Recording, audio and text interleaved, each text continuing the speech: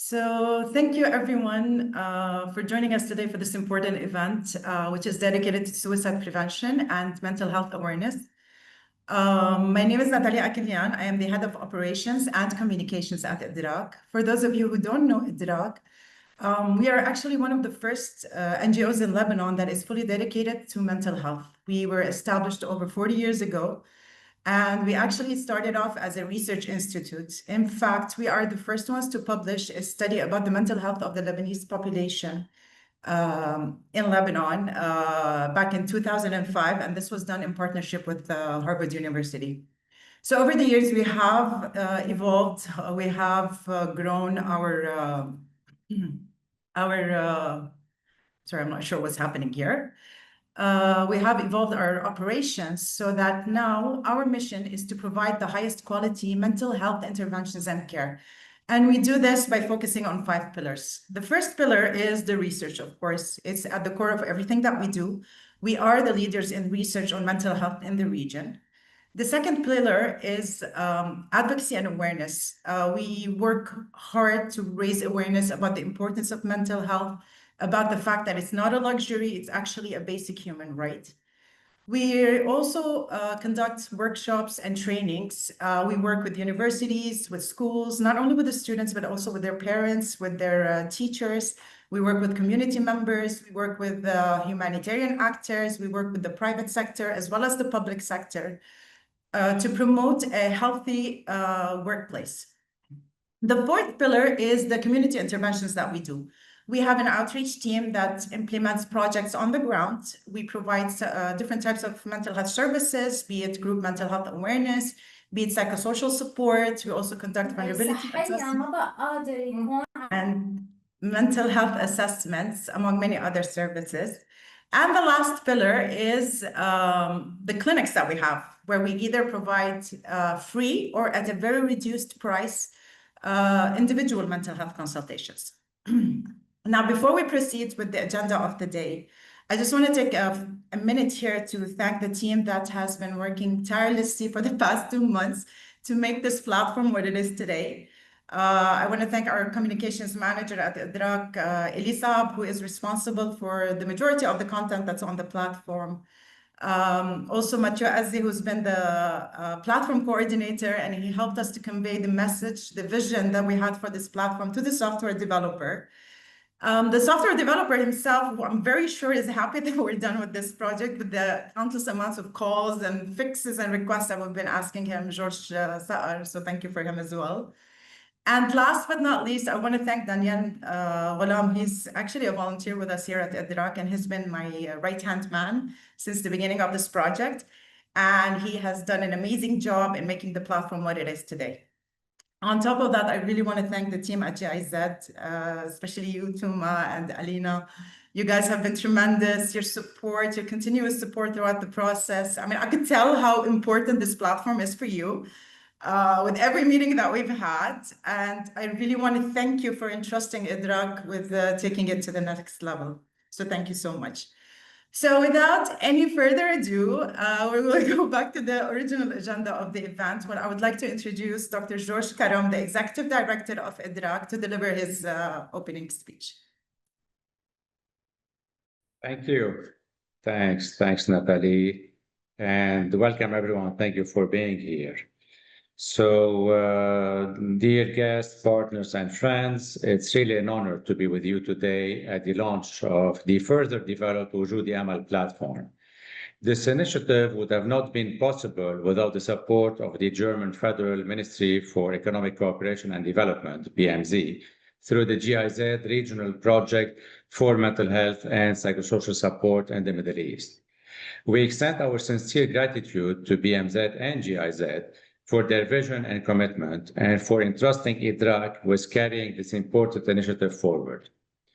Wojodi Amal was first launched in Jordan as a digital space of hope, born from the belief that expressive arts can give voice to people's deepest experiences, including those connected to suicide. Today, as it becomes part of IDRAK's platform here in Lebanon, we celebrate not only continuity, but also growth and sustainability. Suicide is a major public health concern worldwide, and it touches families and communities in painful ways. Raising awareness about suicide, reducing stigma, and creating safe spaces for dialogue are essential steps towards prevention. Doing this through art, through poetry, drawings, music, and stories is an innovative and humane way to shed light on an issue that too often remains hidden in silence.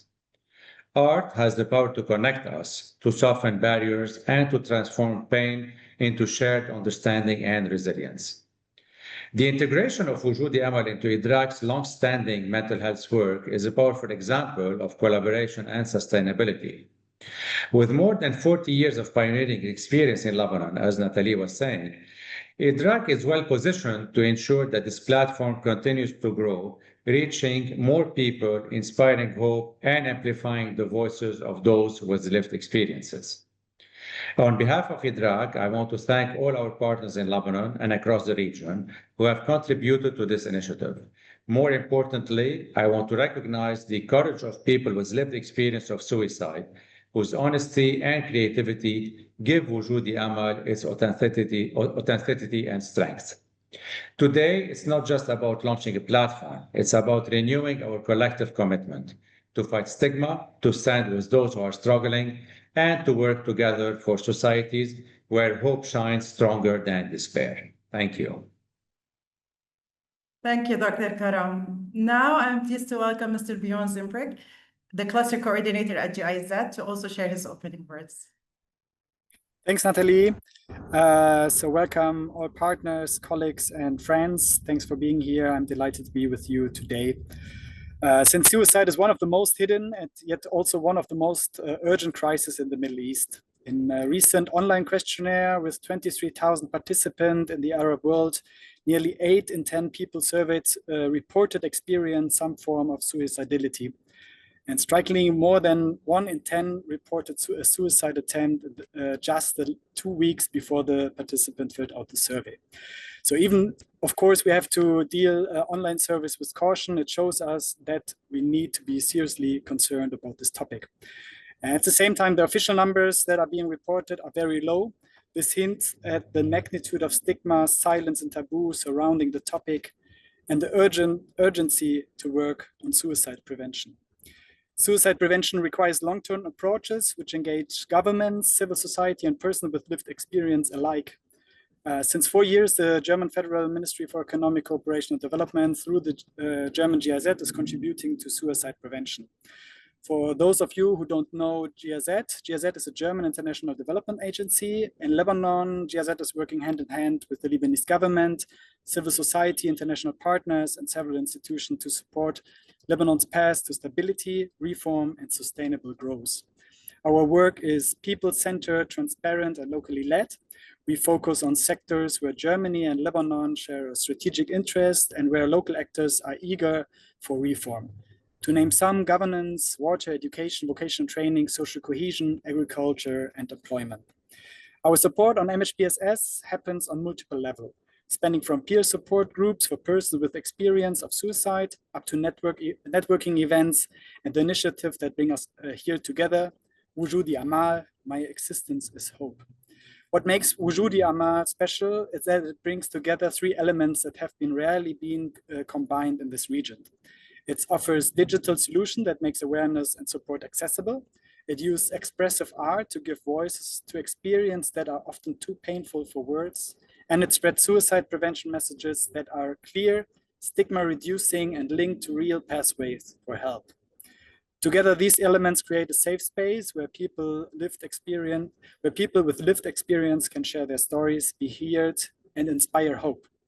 The impact is real. Wojodi Amal encourages individuals to seek help.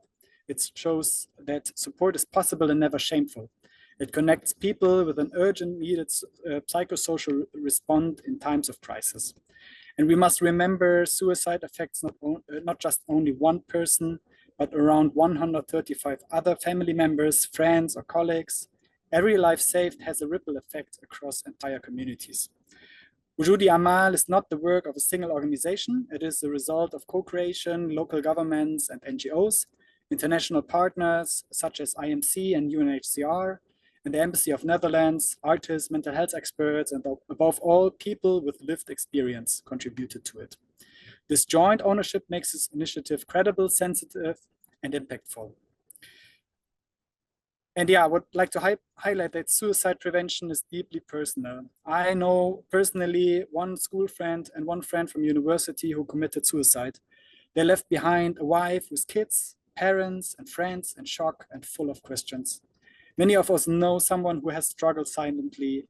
Many of us might have felt despair ourselves.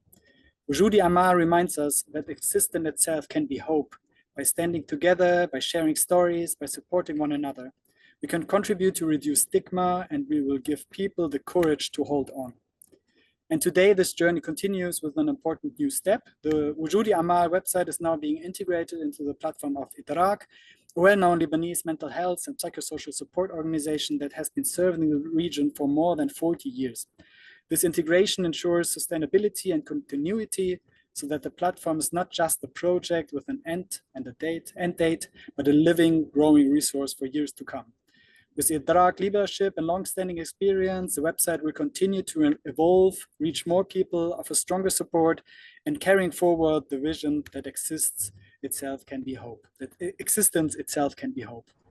My warm thanks go to the team of Idrak, who worked hard on the relaunch of Wojodi Amal, to the founding members organization of Wojodi Amal, especially the Embassy of the Kingdom of Netherlands to Jordan, UNHCR, International Medical Corps, and the National Council for Family Affairs Jordan, and to Lebanon's National Emotional Support and Suicide Prevention Helpline Embrace, with whom we cooperated to offer creative art-based peer support for persons with lived experience of suicide in Lebanon. And last but not least, I would like to extend my gratitude to the team of the regional project MHPSS in the Middle East, who have worked relentlessly to contribute to suicide prevention in the region. Most importantly, I want to thank every person with lived experience of suicide who had the courage to upload their artwork to Wojodi Amal, making them a source of hope for others. Thank you all. Thank you so much. At this point, I would like to invite Ms. Alina, the head of project at GIZ, who accompanied the initiation of Wojodi Amal platform since 2022, to acknowledge the funding member organizations. Alina? Yeah, thank you so much, Natalie, and so good to see you, everyone, and to see so many familiar names. So I really wanted to seize this opportunity to highlight that Wojodi Amal was born out of the passion of individuals who deeply care about every life saved and every story of hope told. Back in 21, it was Johanna Lechner, who's also joining today, back then part of the regional project MHPSS in the Middle East, who really poured her brilliance into making this initiative possible. Thank you, Johanna. And for UNHCR, it was Bénédicte Duchesne who moved Wojodi Amal forward with her dedication. And we lost Bénédicte very tragically last summer. And I want to say, Bénédicte, we miss your warmth and we miss your allyship more than words could say. Dr. Ahmad Bawane was and still is, our anchor for MHPSS in Jordan. And it was the psychologists from IMC's team, International Medical Corps team, who supported the first peer support, arts-based peer support sessions in Jordan. And there was the embassy of the Kingdom of the Netherlands to Jordan in Amman, specifically Ina Said, who activated her cultural networks for the first in-person live exhibition that we had on Wojodi Amal in Jordan, where we brought all the artworks that you now see on the website to Jordan, shipping them from different countries in the region to show or to showcase the original artworks in this live exhibition in Amman. And His Excellency Dr. Magdadi from the National Council for Family Affairs Jordan was a person who backed the initiative with important institutional support. And then there's Rima Bukishik, still part of my current team, and experts in creative arts tools who guided the activities with persons with lived experiences of suicide with a lot of skill and empathy. And she also authored our booklet, When Art Breaks Taboos, which is a lessons learned compilation that is not a manual, but an inspiration for others who would like to also integrate creative arts more into their activities, especially with persons with lived experience of suicide. And I'm posting both the English version and the Arabic version of the booklet into the chat. And I have seen that some of Wojodi Amal's founding partners are here with us today. So this is not orchestrated. I just wanted to warmly invite you, if you wish, to share a few thoughts about the initiative. With that, I would now either hand over to one of our founding partners or back to you, Natalie, depending on what we see from the floor. Thank you.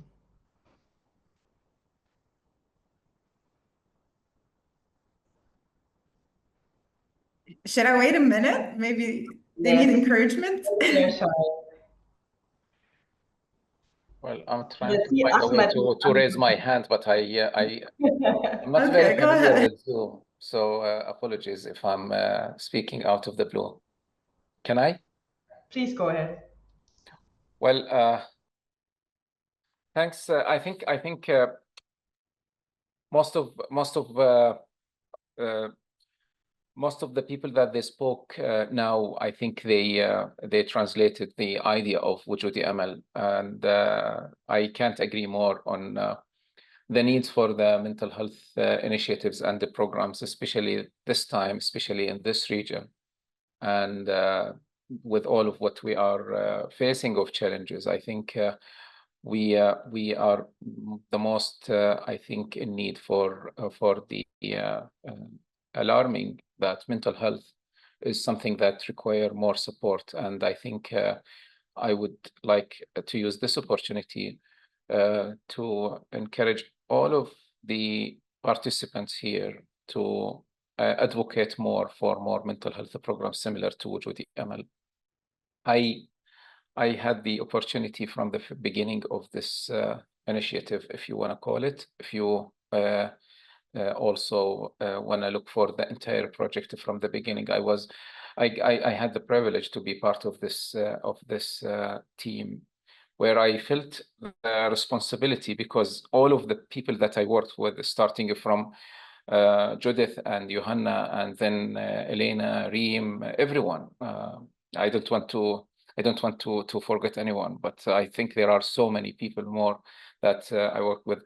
I felt that genuinely we all agreed that this is an area require more of support, and that's genuinely kind of initiative that was created from the ground. And this is part of what I like about it. I like that was not kind of something came as we want to do this. That came after a lot of consultations with different entities, different institutions, and people. They tried to translate it into idea. And what GIZ did is the translation of all of those thoughts to a brilliant idea, where everyone agreed to do something for the suicide prevention, and it was very, very brave step to work on such a very sensitive topic, where it's surrounded with a lot of misconceptions and a lot of policies that they are against it. And unfortunately, I have to bring the example of Jordan, where a few years ago the fine of suicide attempts in public was announced as part of the policies, and this is a continuous work that we are planning, and we are working together with the government to try and to change this. I like how by the end the result of this project ended up with more stories for people that they are aware of, and they are using those stories to encourage people to seek the support, because every single person exists in this, and now is not exist is important for this community. And I believe that this is a huge impact that rarely projects can achieve with very few people that they worked on. I think not everyone know that the team is very, very small. I think we are speaking about 2-3 people that they managed to come up with this initiative.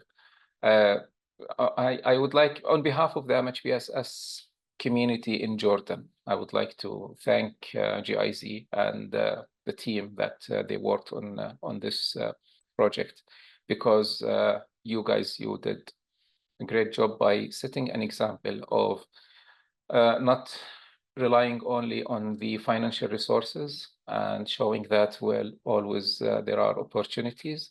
We just need the courage and the genuine willingness to do something for this sector, for this challenge that everyone is facing. Thank you so much for having me as part of this team, and thanks a lot for allowing us to participate with you in thinking out loud and to come up with those brilliant ideas that I believe that they are affecting a lot of people's life that I think we all care about. Thank you so much. Thank you, Dr. Ahmed. Thank you, Alina. So now we will move into the presentation of the Wojodi Amal platform. Here, I will walk you through the different pages that are available on the platform. I will walk you through the submission process, as well as the different resources that are available on the platform. So after that, after the walkthrough, I will open the floor briefly in case you have any questions related to the platform.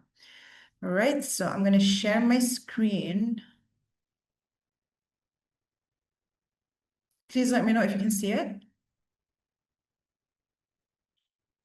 Yes, we can. See it now, yeah. Perfect. All right, so Wojodi Amal is available in both English and Arabic. You can access it by just typing in the domain wojodiamal.org, or as we have mentioned before, it has been integrated within IDRAK's platform, which is idrak.org, and it's found right here on the main menu. So once you click on it, it immediately takes you there. All right. So on the home page of the platform, here you will find some statistics that are related to suicidality. If you scroll down just a little bit, you will see the mission summary of the platform itself. The purpose of it is just to create a safe space for everyone to share their stories with us. So our mission is to raise awareness about suicide and mental health in the region. It's to promote healing and resilience through art and storytelling, and to guide individuals to help and resources so they don't feel like they're facing their pain alone.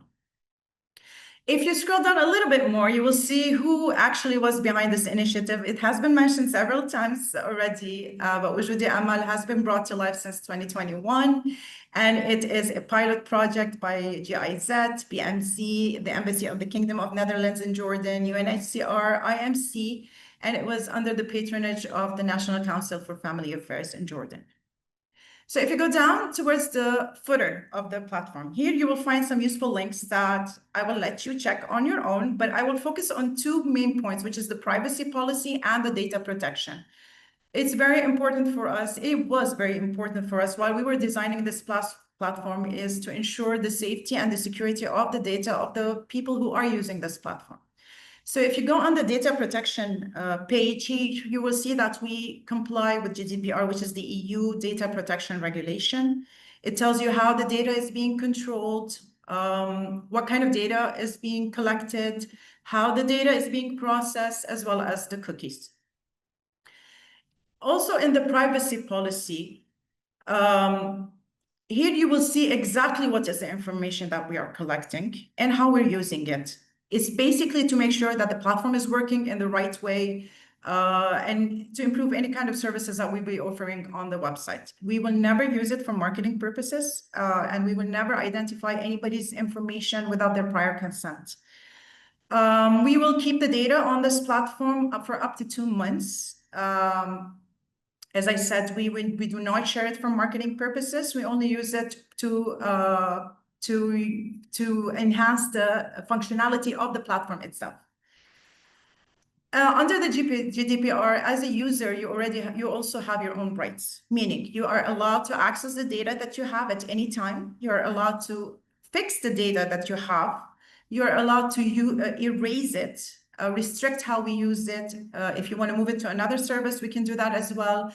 And if you want to object to certain activities, you can do that as well. And once you sign up on the platform, that means you are giving us your consent to process your data. If you don't want that, you can tell us as well. All you have to do is just email us at wojodiamal@idrak.org, and we'll be happy to do whatever it is that you need us to do. Also, we talk about the cookies, the security, the changes to policies are all going to be posted here. And that's that. So I will take you to the About Us page. This is where you see the story of Wojodi Amal and the main purpose of this platform. It's important to highlight here, Wojodi Amal is not a crisis hotline. It's not a counseling service. It's mainly a bridge. It's where you can come here to feel like you're being seen, supported, heard, you find the resources that you are looking for. But again, it is not a suicide hotline.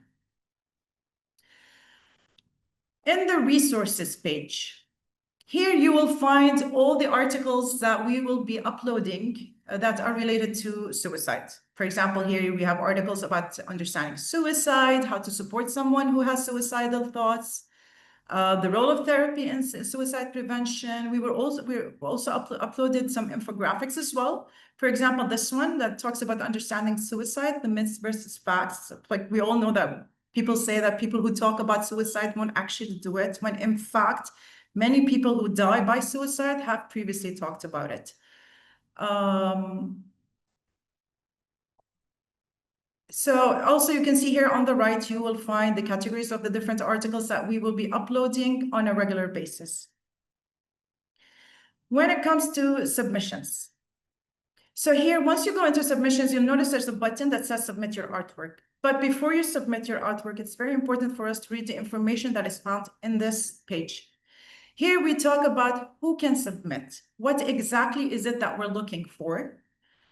What is the aim of this platform? And then we describe how you can submit. So there's a one-step verification process here. Once you submit your artwork, you will need to do that first by creating an account with us. It's a secure account system. All we need is your name, your email, and that's it. So once you have your username and password, this is when you go and you submit your artwork. However, once you click on submit, which I will show you in a bit, your artwork will not automatically go into the gallery where everything is exhibited. It will need to make sure that it is safe content, it does not promote suicidality, or it doesn't use any type of unwanted language. We need to verify it and approve it before it gets posted on the gallery. And this is why we have a few guidelines here for you.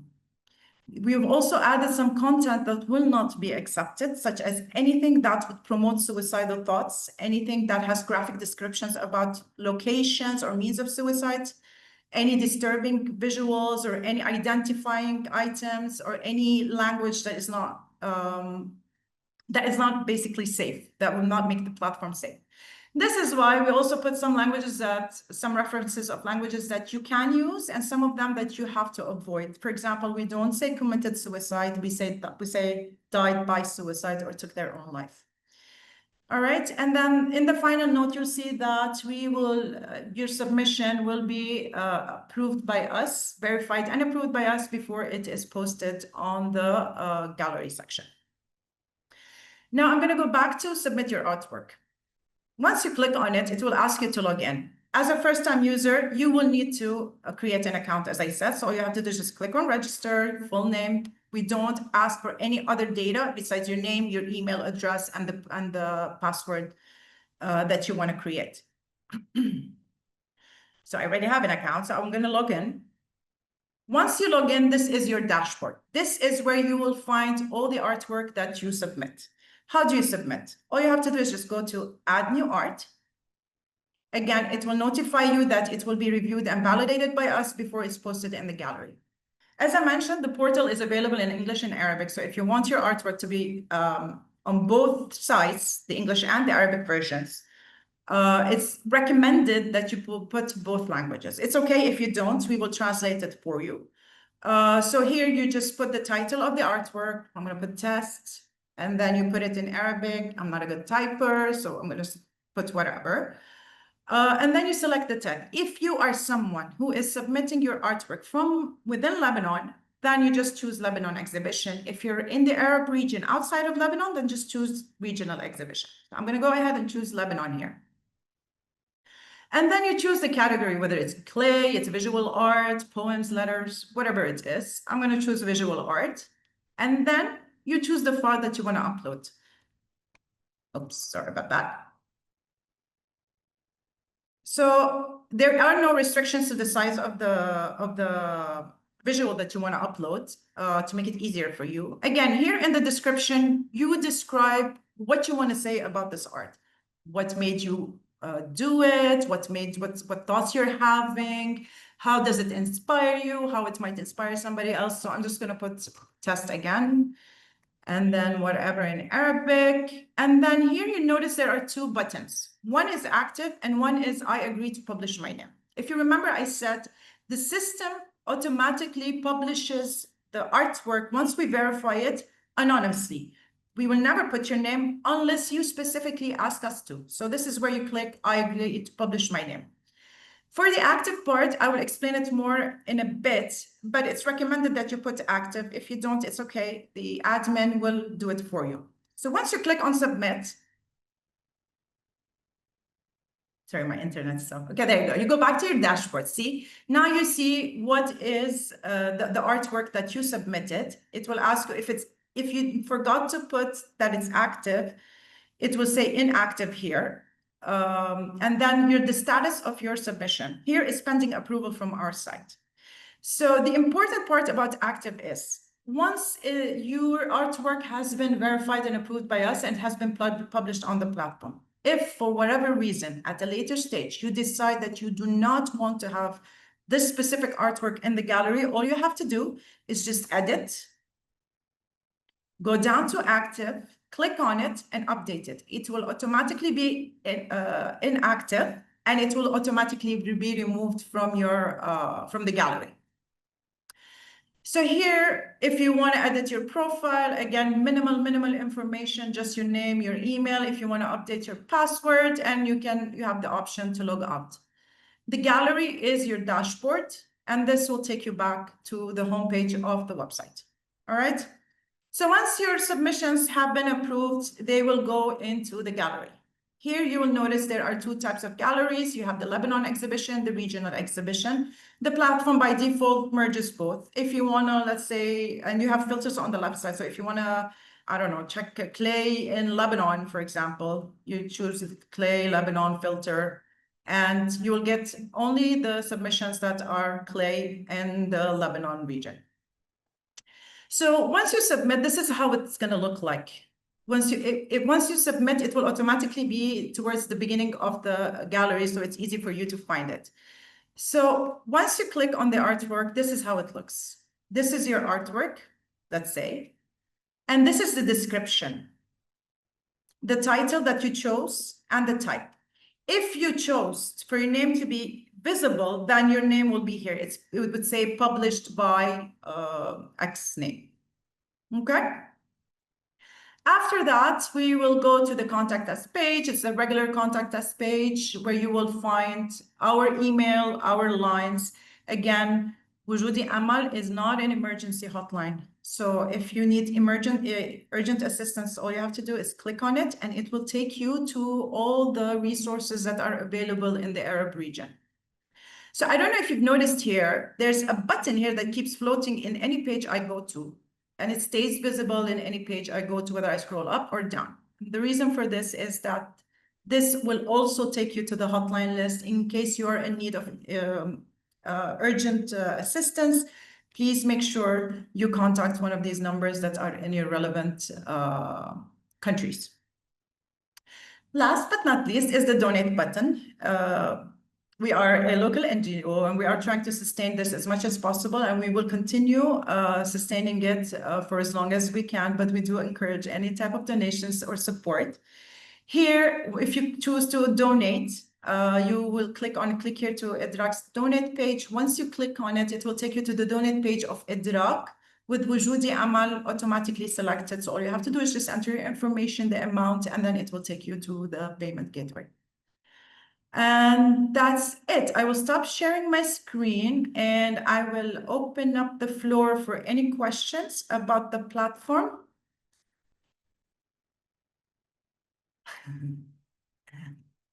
Thank you.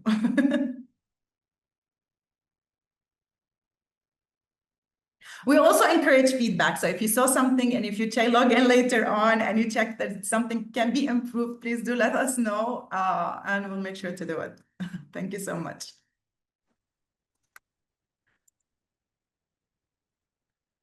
Yeah. Okay, so if there are no questions, I'm going to open the floor again later on for the questions. I have questions. Natalie, there is a question. Sure. Is there any links for kids or for adults? Or is there any benefits for kids to give them awareness regards the suicides or whatever? I'm sorry, I didn't catch the last part. Is there any program for kids in Iraq?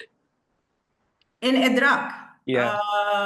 At this stage, no, I don't think so. I don't think we have any active projects that are targeting kids, but we do usually do that, yes. Because most of kids, they are playing games and most of the kids, they died from the chat rooms in the games or in the online games.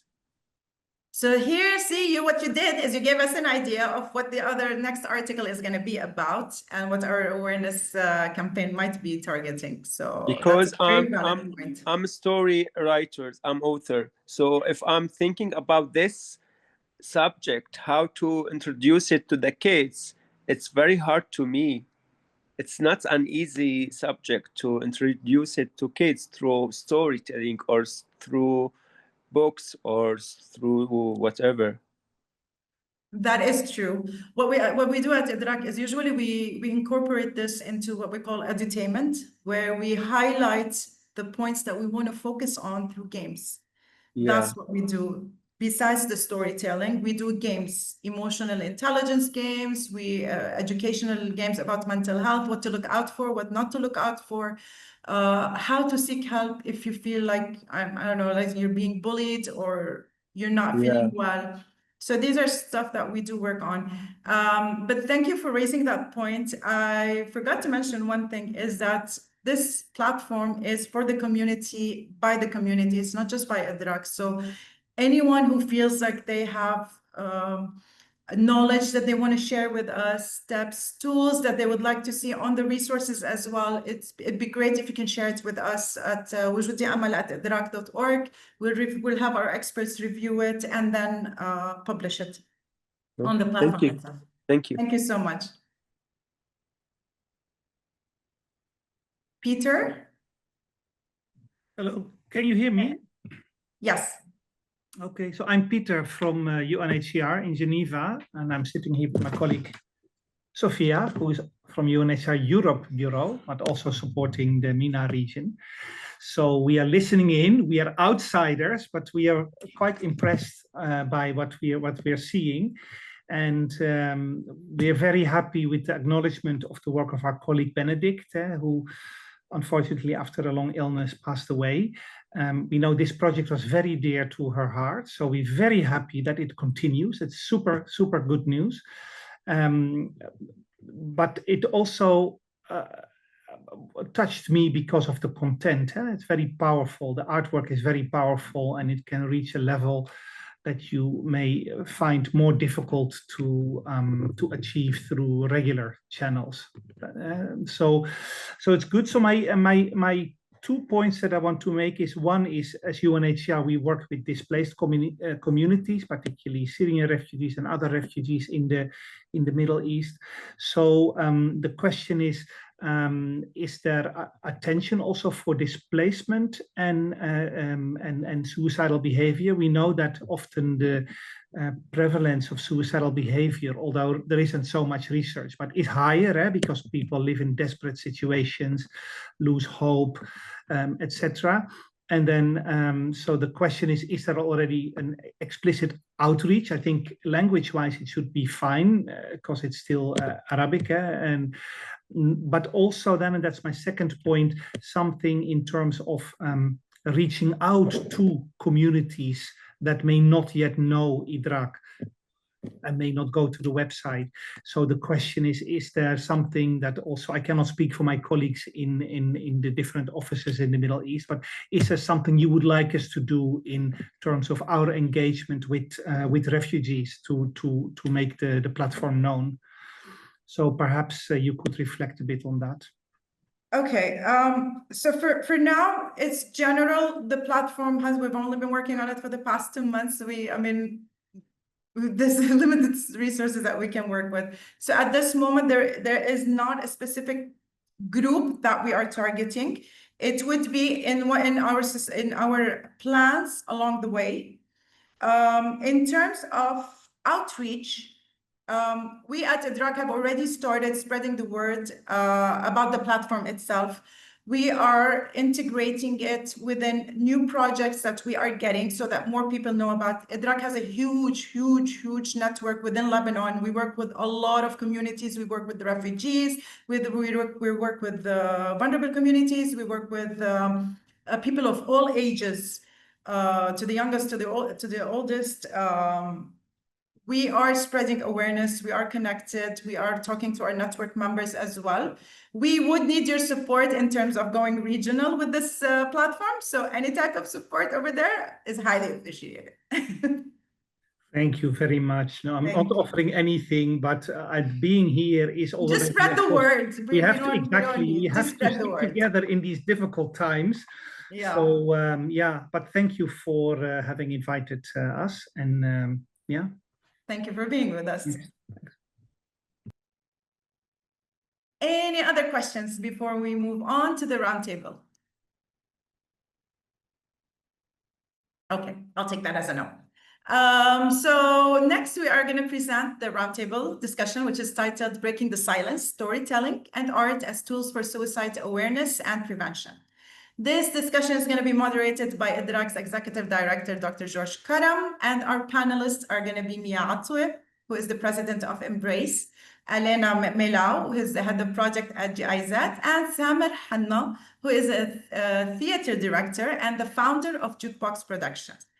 So we look forward to having a rich conversation on how creative expression can serve as a powerful tool for awareness and prevention. So I'm going to leave the floor to you, Dr. George. Thank you. Thanks, Natalie. Thank you. And I want to thank my panelists for being with me, Mia, Elena, and Samer. And in fact, my first question is for Elena. And if you want, because you've been involved in that platform, and if you want to look back at a decade of your project's work on mental health and psychosocial support and suicide prevention in the Middle East, why do you think it's important to invest in initiatives that are, innovative, such as storytelling for suicide prevention? Yeah, thank you. We don't see, too often using art in that. Yeah, thank you. That's a good question. I can build on what Peter just said. We think that creative arts are such a powerful tool because they are gentle, and therefore they are particularly useful when we address topics as sensitive and as stigmatized as suicide is, right? Creative arts, they don't push people to talk when they're not ready. They give participants agency. People decide for themselves what they share, how they share it, when they share it.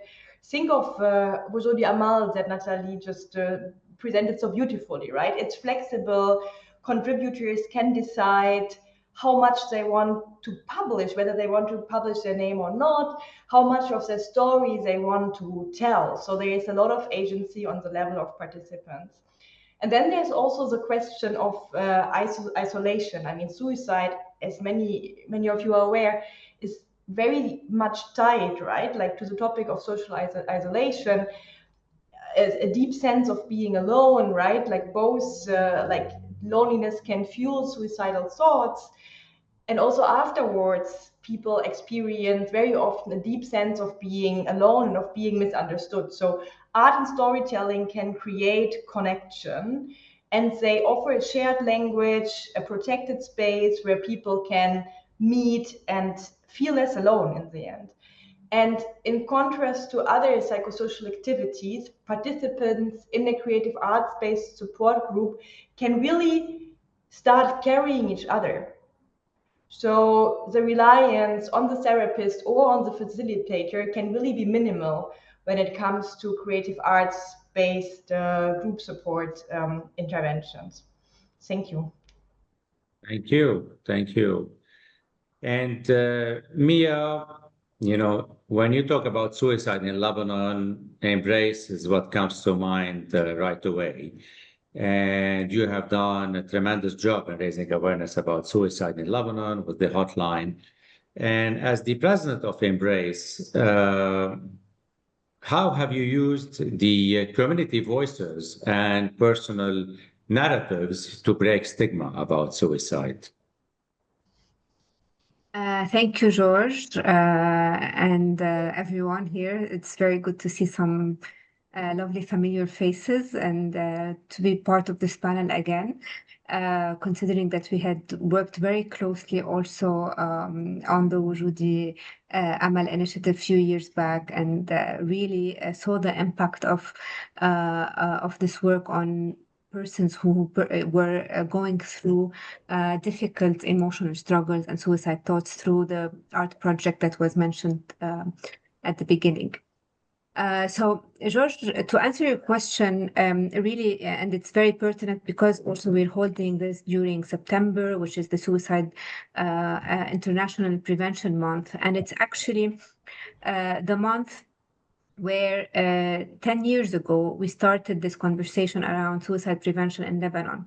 And one of the first initiatives that we started exactly 10 years ago, and we celebrated or we really commemorated the 10th year 2 weeks ago, was the event that Embrace launched in 2014, when we started walking into the dawn every September 10th in occasion of International Suicide Prevention Day. And I remember every time that when we first held this kind of event in Lebanon, which was raising awareness about suicide in the country and providing a space for individuals, families, communities who have lost a loved one to suicide. When we first started this event, which takes place at 5 a.m. in the morning every September, we were joined for the first year by around, I believe, 20 persons who walked at 5 a.m. in to raise awareness. 10 years later, we're still holding this event every year, and every year we have a larger community who is waking up at 5 a.m. talking about suicide, being there for other individuals who have lost loved ones, for individuals who are continuing to struggle with these experiences.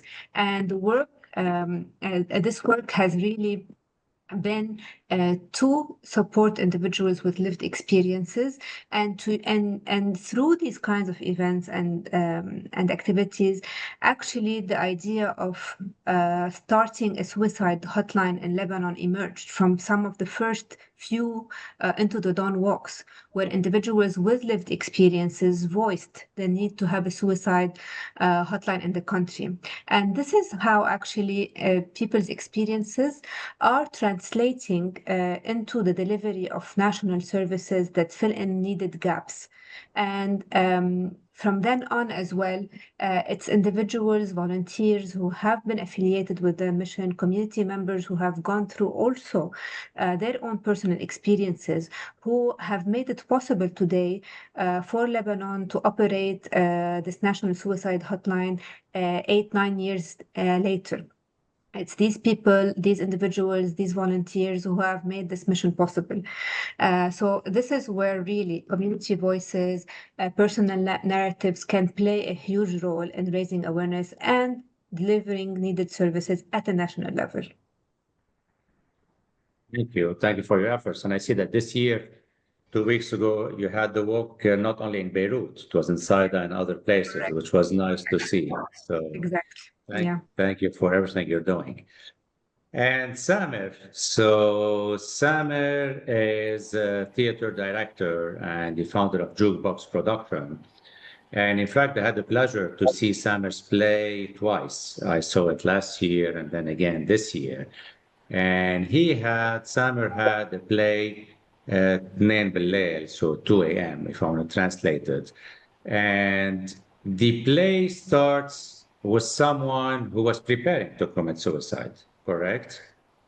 Until, a neighbor knocks on his door and, there's a turn of events. So it's very interesting. And here I want to ask you, Samer, as an artist, what makes theater such a powerful medium to address sensitive issues like suicide? Hello, thank you for having me here. It's an honor to be here, and thank you for coming and watching the play twice. I had no idea, so it actually means a lot. When we talk about theater and when we talk about such a sensitive issue like suicide, it was actually not easy for me to go there in the first place because of the limited experience and knowledge I have as an artist. But then again, it made me think that this time we're doing theater, we're not doing cinema, we're not doing television. And so when we have the audience there present watching a character going through something like Wa'el, the character in the play, went through, they sense the same atmosphere. It's a little vulnerable for both of them. And so this is how Nebelel was a little special, especially when we talk about Wa'el. Wa'el wasn't someone who just wanted to kill himself because he was going through like a huge loss or something. He was someone who was very numb and who stopped feeling anything and didn't see the point of continuing and living his life, which is a very dangerous thing also. And it happened to a lot of people in my entourage recently, ever since 2019 till now. A lot of people started feeling like there's no hope in doing anything anymore. Life is pointless. We're just getting old with nothing happening, actually, where everyone who's outside of Lebanon is living their life, and it's like their lives are at a different speed from ours, which is very scary. So this is why I wanted to target suicide. And when tackling something as sensitive as suicide, theater gives space for empathy. It doesn't just present the information as it is. It allows the audience to feel the complexity of pain, to feel the isolation that Wa'el was also feeling, and the hope through the story and the character and the atmosphere. It can open conversation. It can actually help a lot of people relate to this. And shockingly, a lot of people did relate, which made me feel like a huge rock was lifted off my shoulders because I was tackling something scary for me at first. And it's an amazing play, and you took it international, right, to Carthage and other places, I think. We took it to Tunis and Carthage last year, which was something enormous for us, and we're taking it to Baghdad in 2 weeks, actually. So far, it's the most play that's had a huge run through compared to all the plays I've done before. So it's a blessing. If we have someone on the spot from Baghdad, I really advise you to watch it. It's a powerful play, yet very cute at the same time. It's really a nice play. It's really worth seeing. I saw it twice, so Thank you so much. thank you for everything. And Alina, I want to come back to you, and I really want to ask you, what do you think, or what role can international cooperation play in amplifying regional initiatives like Wojodi Amal to really ensure they reach a broader audience? Like we had the gentleman from UNHCR how do you see it going using international cooperation for this wonderful initiative to really have a regional impact? Yes, thank you. I haven't watched the play. Summer, I would really love to watch it. So in case that there are any events planned, please post it into the chat so that people who are interested in watching it from the region. I will not be in Baghdad, unfortunately, at the moment of the play. But if it's planned at any point in time, I would be so interested in watching it. So, so thank you for that. Please share.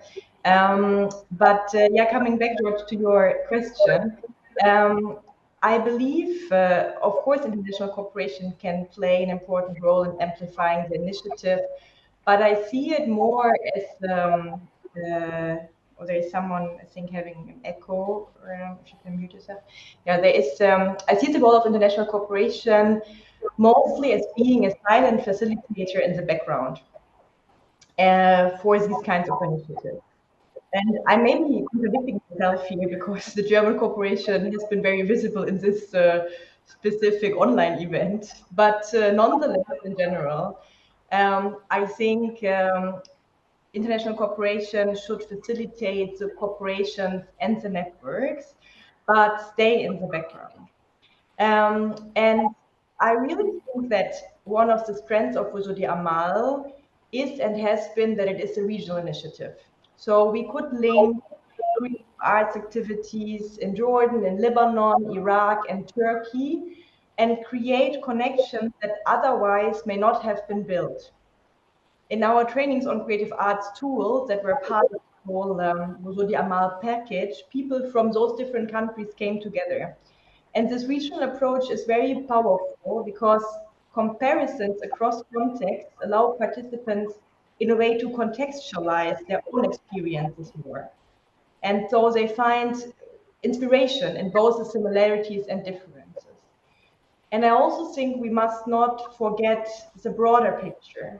And this is also what Summer just touched upon, right? Like countries in this region share many of the same social and political determinants of mental health, from political violence to poverty to social structural discrimination.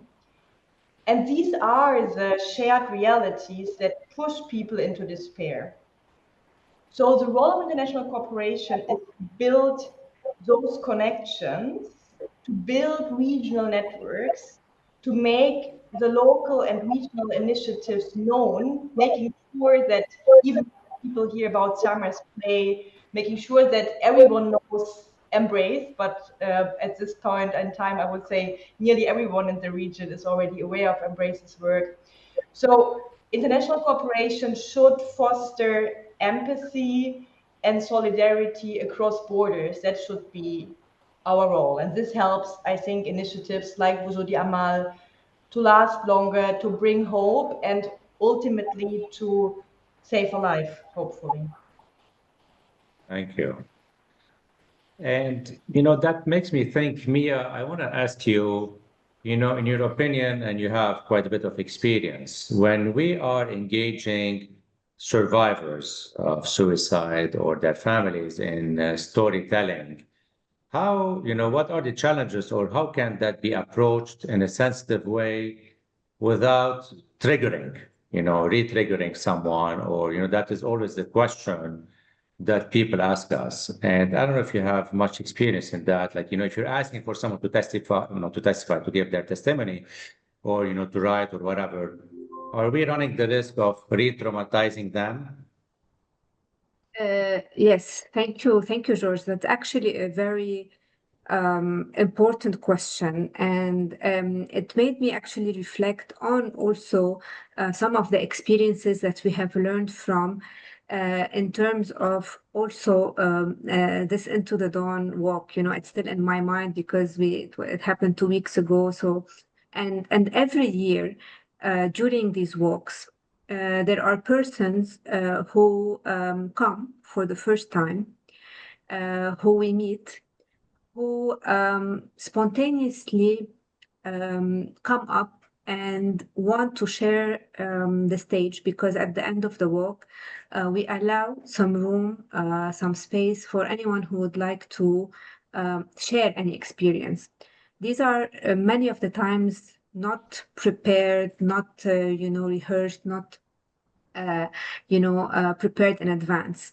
And I think the most important thing about this process is to allow individuals, when they are ready. It's our, I think, role to create a safe space for individuals.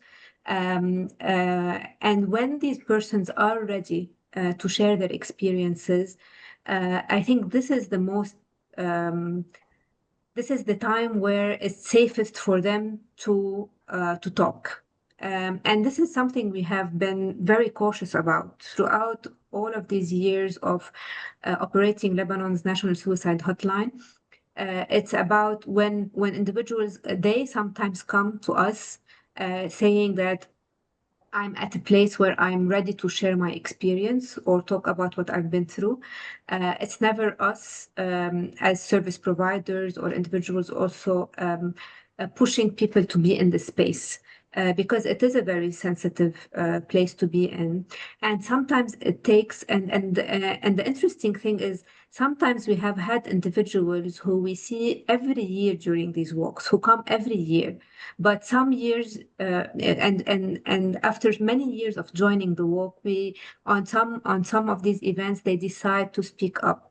And they say sometimes that we've been here, we've come through this, but it has been very difficult for me to share. Today, I'm ready to share, because something in their life, in their journey, in their healing process has allowed them to be open about their experiences. And this is the most important thing, I think, for us to respect where every person is on their journey of healing, to be there sometimes just in silence, and that allows the person slowly to be able to share. When they feel that they are safe, there is no risk of traumatization or re-traumatization, because those individuals feel that they're in a safe space, that their process is also respected, and they're in a place where others will be able to understand their experiences. And that contact, allowing them to be in that place is, I think, very important. Of course, informed consent is always prioritized, but providing that psychological safety, I think, is the most important thing in this process. Yeah. Important, and to respect each one's pace. Some people might feel safe 6 months later. Some people might take them 8 years, as you're saying, in some of your walks. So to respect each one's pace and let them, whenever they feel ready to do so, and never encourage them ourselves to, I guess. I agree, yeah. And Samer, as if you want to, let's say, to advise or to encourage other artists, let's say, to talk about mental health or, subjects that are sensitive, what other advice would you have for them without it making it really sensational? And this is always the problem that we have when we're talking, about suicide and things like that. So when I go and I see a play, let's say, and that was my fear the first time I went, and honestly, when I went last year and I saw it named Bad Muslel, I was worried that how it's going to be portrayed, or if it's going to be sensationalized, or sometimes, unfortunately, people and some artists, they depict mental illness as mental retardation and, with lack of respect. And, it's like, it's just to be funny. And that's the same problem we have sometimes with the media, where, they cover a story, they don't know how to cover it well, and it's only to get views, and they want to be sensational about it. So if you want to advise, because you've covered that topic yourself, if you want to advise others, what advice would you have for them? I agree with you very much, especially when we live in a community and culture where something like suicide or mental health is something considered taboo. Even a lot of unfortunate people who die by suicide the story ends up being covered in some other way, or they never mention it, or they say he was doing whatever. It's very unfortunate. And so the key is responsibility. When you want to tackle such a subject, you need to be very responsible and respectful to what you're tackling. And unfortunately, a lot of plays and a lot of people use the subject sometimes as a selling point, as a trigger. Yeah, they use it as a trigger warning. Because to them, when they put a trigger warning and we're going to talk about such a thing, people come and they attract people, which is not being neither responsible nor respectful to the situation. So start with honesty, respect for the subject. We shouldn't approach it as a headline or a shock factor. Approach it as a human story. Being able to talk to people, do the research, understanding the nuances, and always ask yourself, why are we doing this? Why are you telling the story? Who might we help? Uh, who are we talking to? You know, a lot of people who came and watched Nembele, a lot of celebrities, which was shocking to me, came to me after the show and they didn't tell me that like we saw ourselves. They told me you helped us see something that we were in denial, and a lot of people are in denial that they're depressed. A lot of people are afraid to talk about such things, and so I'm very happy that Enten Billel, although it's a musical comedy, I forgot to mention that it's a musical as well. And so when people talk about suicide and musical comedies, you know, it's always risky. So I'm very happy that we were one of the people, our productions, who were able to respect this and be responsible about such a subject. Thank you. Thank you. Well, I'm going to see if any of the participants have a question for Mia, Alina, Samer.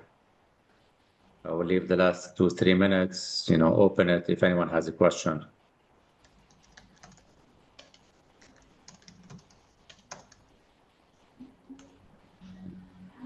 And Natalie, if you can help me with the chat if someone is typing. No, Alina's saying she wants she wants to watch the play. I love music. Are you gonna put it online, Samer, at some point? I think that would be helpful. Well, when we're done with the festivals, I'll put it online. I always do. I always put it All right, great. So far, there's a question. How do cultural or religious beliefs affect suicide prevention efforts? I think Dr. George, that's for you. Unless Mia is still with us. No, she's not. She's not. Okay. Well, it's she's honestly, back if you want. Mia, you're here. Electricity Did you get the cuts. question? Okay, I'll repeat the question. Welcome back, Mia. Sorry. So there's a question that says, how do cultural or religious beliefs affect suicide prevention efforts? Well, they definitely play a big role. And over the years, we have collaborated on multiple times with religious figures in helping break the stigma and the taboo around suicide, especially in a country like Lebanon, but also all over the world. Actually, this is a challenging issue. And religious figures who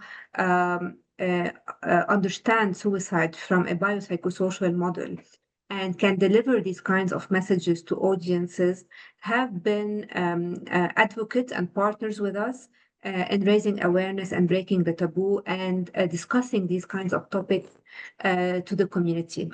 Yes, this is not the case still across different religions and across different also persons, because we do see that in different religions there are some religious figures that do understand suicide as a biological and psychological public health problem and are able to deliver these kinds of messages. They do raise a lot of awareness in their communities and help break the stigma.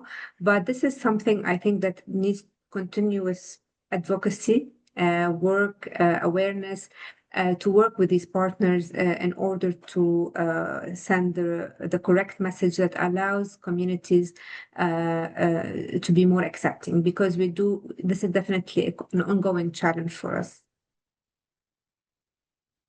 Thanks, Mia. I got another question for you.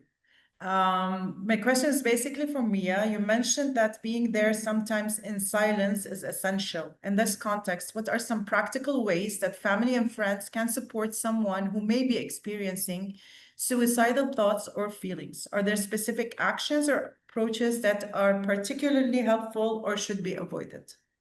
Yeah. This is a webinar on its own, so I'll try to be brief. The idea is, from what we learned, especially through our work through the hotline, that providing a listening ear to a person who is in distress and just allowing that person to talk about their struggles without any kind of judgment, without labeling what they're going through, without providing advice, because we often very much mistake providing advice and guidance with being helpful and showing care and love. Or what the operators on the National Lifeline do is they offer this listening ear, but without necessarily going into helping the person problem solve what they're going through, but rather validating the distress, the suffering, the pain that they are going through, no matter where we are or how we perceive the challenge or the problem that they are going through. It might be something that in our eyes could be a solvable issue, but in the eyes of the other person who is suffering, this causes insurmountable pain that they are not being able to overcome. So telling the person that you are there for them no matter what they need, encouraging them to seek different kind of support, whether it's family support, friend support, or professional support, can be very helpful. Not labeling or diagnosing or offering any kind of solutions that might work for the individual person, but might not work for the person who's experiencing those thoughts themselves, are very important. I think briefly, these are some quick interventions. Thank you, Mia. I see Rim, you have your hand up. You want to go ahead? Yes, sure. First of all, thank you so much for this really valuable gathering, great ideas, great thoughts. I just want to add to something that Mia also said too, this notion that sometimes, yes, it's validating back to people what they're experiencing and being where they're at. And sometimes it's recognizing that they don't have the words to actually speak.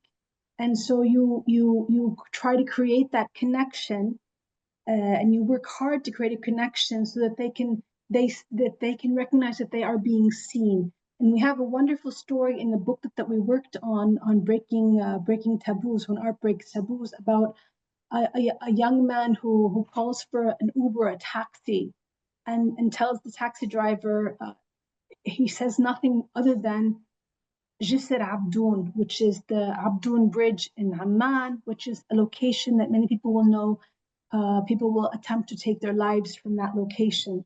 And the minute the taxi driver hears that, he recognizes immediately what's happening, and he begins to engage the person, and he begins to talk, and he stops to buy them coffee, and he talks about his, how life can sometimes be challenging. And what happens in the process of driving him there is that the person recognizes that someone saw him for the first time.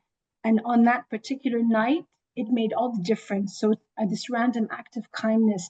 And I think sometimes we forget that it's how we engage with people. It can be a very small interaction that we might not think is a significant one, but for the person who's struggling, that moment that they were seen made the whole difference. But I want to add on to that it's a journey. This one time that this person was saved is a one time. It doesn't mean that it's going to be continuous that way. And that's why it becomes so important for us to keep trying to find initiatives to keep working, because a small workshop, a small intervention, it might not be a life-saving initiative for the rest of the person's life. It helped them in that time frame. So that's it, I think, what I wanted to say. And thank you again. Thank you so much, Jim, for your intervention. Just to be mindful of time, we are going to take it over, Natalie? Yeah. So I want to thank everyone for your engagement and your participation today. We really appreciate it. And as we close, please remember that Wojodi Amal, my existence is hope, is more than just a platform. It's a movement towards connection, awareness, and saving lives. So on behalf of IDRAK, GIZ, and the rest of the partners, thank you so much for being with us today. Have a great day.